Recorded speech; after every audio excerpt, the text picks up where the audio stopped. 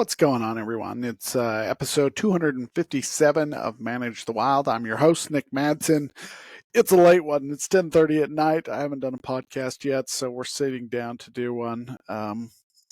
Every Monday, my family sits down. We get together. I've got a wife and three kids, and we sit down and we talk about our week and the upcoming things that we're going to be doing, just how our week in general went last week, and are there ways that we can improve? And then me or my wife picks a subject and something to talk about. This one's going to be a little bit unrelated to wildlife, but at the end we're going to switch and talk about some wildlife related stuff. But I came across a guy who I've been listening to for a while. His name's, and I don't even know if I'm saying it right, but it's Andrew Huberman, and it's the Huberman Labs.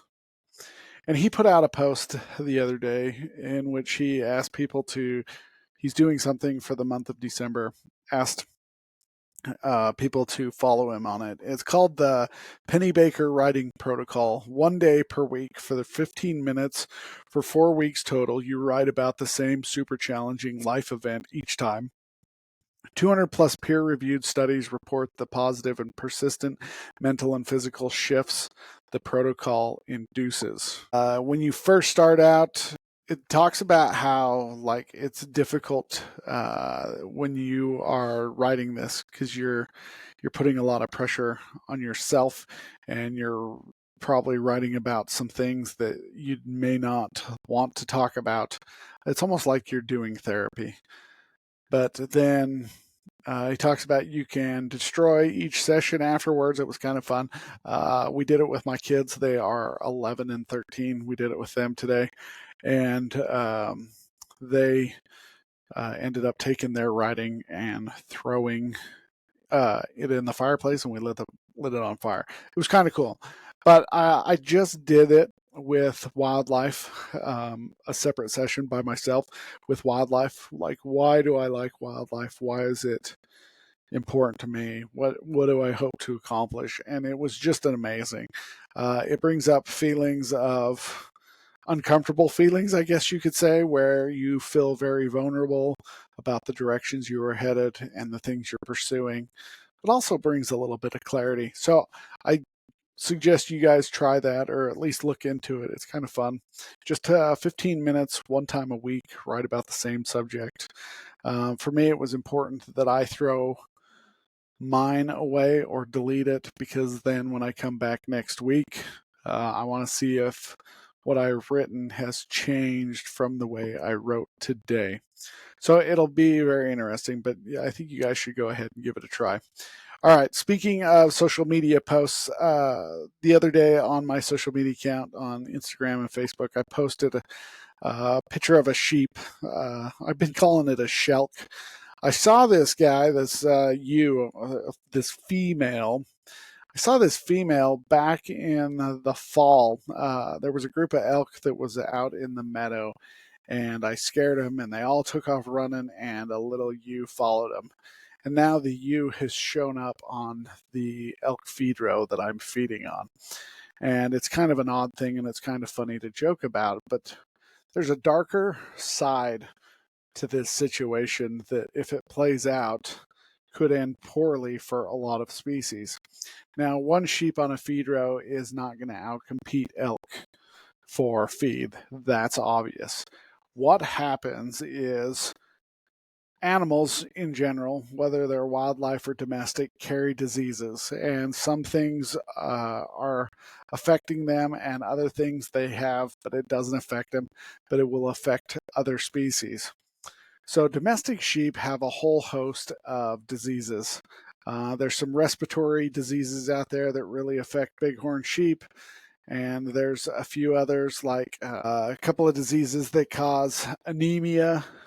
It'll lie dormant in domestic sheep themselves, but then it gets passed on to mule deer, elk, and bighorn sheep, and causes death and problems there as well. So elk are not as susceptible to the anemia and some of these respiratory diseases and bugs and viruses that they have. But they can be carriers. And this is where the issue comes into play. So one domestic sheep on a feed row is not going to outcompete elk for food. That's clear. It's just not going to happen. But what it is going to do is it's going to put them in direct contact with elk. And the elk can pick up the disease that the sheep is carrying. And then these elk, even though they're not necessarily susceptible, they may get the bug or the virus or the disease, and it may affect them for a small period of time. What they can do is they migrate all different directions across the state. And what they can do is they can come in contact through their process of migration with bighorn sheep or some other wildlife animal that is susceptible. So this is the challenge that, and it goes vice versa, because this is a challenge that ag people have with wildlife, and this is the challenge that wildlife have with ag. So brucellosis wasn't in the elk population until dairy cows were brought to Jackson Hole or Yellowstone, and they had brucellosis. Then they came in contact with elk. Now the elk has brucellosis, but the cattle don't, and they're actively vaccinating cattle. But it can still be spread through the cattle because the elk have it. And so this is the challenge that the ag guys have with wildlife. This is also the challenge that wildlife have with ag. So when you are starting a bighorn population, starting a population somewhere, you are looking at how many sheep allotments are there. And you are doing your best to keep that population of sheep from the domestic allotment of sheep when they are out on Forest Service. And if you can't, you're going to try to buy those allotment out from the wool growers or those sheep people just to verify that you are keeping your animals as far as possible. You're also going to be collaring some rams because often the rams are the ones that are doing the wandering. And if you set up your geo barrier to notify you when a ram crosses near a sheep allotment, you can go in and watch that ram or just euthanize the ram because there's too many potentials of disease getting back. That becomes a bigger challenge when you have sheep that are passing on diseases and viruses and things that can lay dormant in animals as they are migrating to different areas. Then just because you have a barrier between domestic sheep and wild sheep, now these elk and mule deer are passing through these areas and they can go in and infect animals. And so it's just a big challenge. So when you see sheep on a feed row or you see elk getting in with cattle and you're like, wait a minute, that's not normal. There was a picture a few years ago of a big feedlot cattle operation that had an elk calf in it, and people were joking about how it identifies.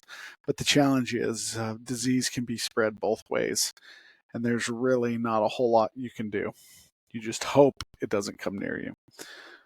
So that's all I got for you guys today. Hope you have a great day. Stay wild.